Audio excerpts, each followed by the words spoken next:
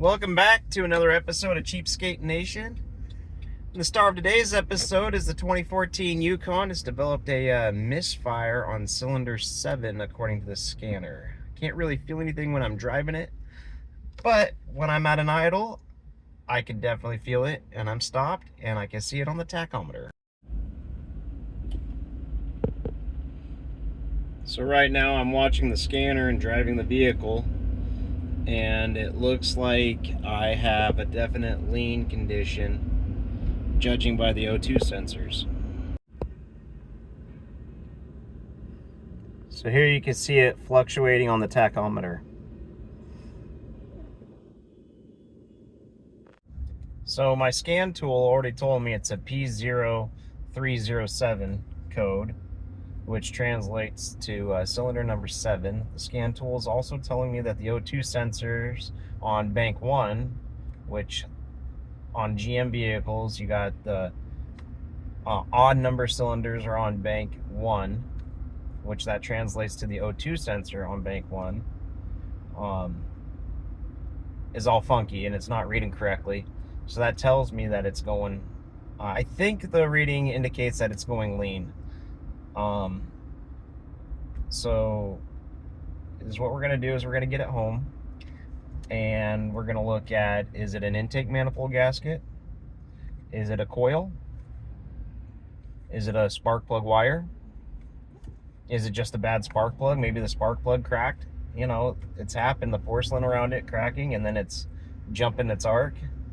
If it's none of those, then we're going to go ahead and look at the fuel injector. And one of the things we can do, the nice thing about the LS platform is when you have an isolated cylinder, you can generally just swap around parts. Now, if it was a random misfire, I'd be looking at the O2s, and if all the O2 sensors looked weird, then I'd be looking at like the fuel pressure. Maybe the fuel pressure regulator went out, maybe the pump is going out, but on my scanner here, it says that the fuel pressure is right where it needs to be. So, and if it was a random misfire, it could be all sorts of other things, like a carbonized up throttle body, or it could be a bad map sensor, or MAF. It could be a vacuum leak. I don't think this thing has a vacuum leak, and if it does have a vacuum leak, it's only right there at the one cylinder. And I am kind of leaning towards it being a vacuum leak because I only feel it at idle, and when I watch my fuel trims for my O2 sensors on the bank 1, they come back to normal or more normal readings once I'm in the throttle and under power.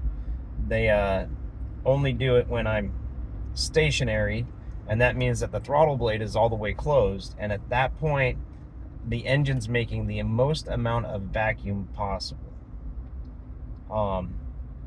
which then, if there was a bad intake gasket leak on that number 7 cylinder, it would have the most opportunity to suck in a little extra air. Well, we're back here at the shop now, and just as I expected, there's nothing obvious here in the engine. Now, the first thing I'm going to do is I'm going to pop the cover off, get access in there, and get an 8mm on an extension, and see if those intake manifold bolts are tight. I've heard that they can back out sometimes. So right down in there, there's 2 intake manifold bolts. I got one there and one back there. Got my wrench on it, and it's a fairly easy turn for me to give it a little snugging up. So I just went through, I tightened up all 10 intake manifold bolts. We're going to go ahead and start it up, check the idle and see what happens. Alright, so I got it running, and I can still feel it in the truck.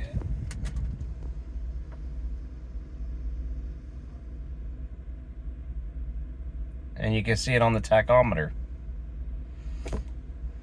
I knew it couldn't be that easy. Well, I just pulled the number 7 plug out, and well, that's what it looks like. Pretty crispy, but the more interesting thing is I flip it upside down, and right here on the insulation, it feels like it's 2 pieces. So what I'm going to do is I'm going to take the tip off if I can and see if it separates. So I pulled the tip off, and unfortunately it didn't fall into two pieces. If it had, then that would have been my smoking gun for the misfire. It looks like I'm going to need a new spark plug. Maybe I'll just use one from the race car. Who cares? But that tells me that we got to dive deeper into this problem. See this little guy right here? It's the spark plug wire. You can't really see in there, but it doesn't look that good. So we're going to do it use an ohm meter, and we're going to test it. So I went ahead and I asked my buddy Chris, who's the LS guru, or he knows everything there is to know about him. And he says that cylinder number 7 is notorious for building up carbon. I mean, honestly, these plugs right here, they're probably the original ones that were in the truck. So we're going to get a couple new ones. When I throw the new one in, we'll find out for sure if it's the plug or if it's something else. And while my wife's still at the auto parts store, I'm going to go ahead and switch the coil pack on number 7 with number 5 and see if my error code changes to cylinder number 5. So a quick recap. I've had one cruddy, really bad looking spark plug. I had a second bad looking spark plug. I did a continuity test on both plug wires, or on 2 plug wires. They both matched up the same. And I've swapped the coil packs with 5 and 7. So now we're gonna get some new plugs in this, some new wires, fire it up and see what happens. Alright, so the engine RPM is no longer fluctuating. It is holding steady right there, and it has been.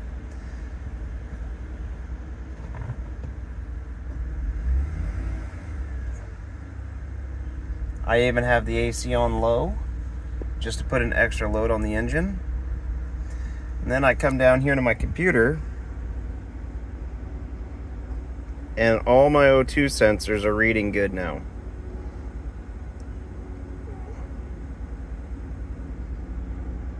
So just to conclude this video, it could be something as simple as a spark plug.